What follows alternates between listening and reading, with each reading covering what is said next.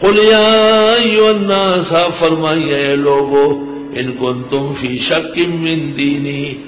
اگر ہو تم شک میں میرے دین سے،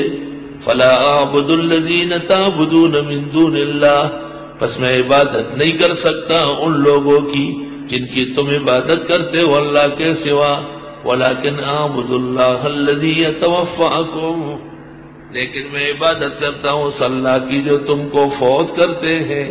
وَأُمِرْتُ أَنْ أَكُونَ مِنَ الْمُؤْمِنِينَ، اور مجھے حکم دیا گیا کہ ہو جاؤں باور کرنے والوں میں سے، اور یہ بھی حکم ہے وَأَنْ أَقِمْ وَجْهَكَ لِلدِّينِ حَنِيفًا، کہ سیدھا رکھے چہرہ دین کے لیے یکسو ہو کر، وَلَا تَكُونَنَّ مِنَ الْمُشْرِكِينَ، اور نہ بنیے شرک کرنے والوں میں سے۔ پیغمبر کے لیے تو شرک محال ہے، امت کو تنبیہ ہے۔ وَلَا تَدْعُ مِن دُونِ اللَّهِ مَا لَا يَنفَعُكَ،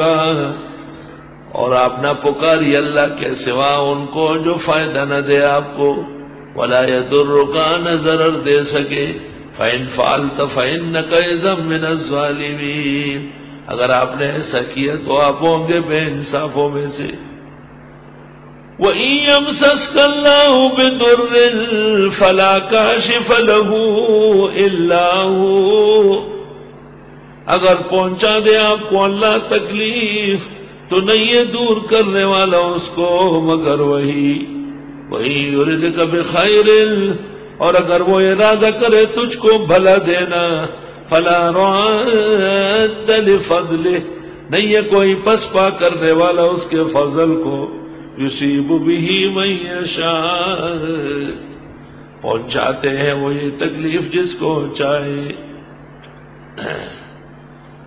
پہنچاتے ہیں وہ یہ عذاب جس کو چاہے من عبادی، اپنے بندوں میں سے،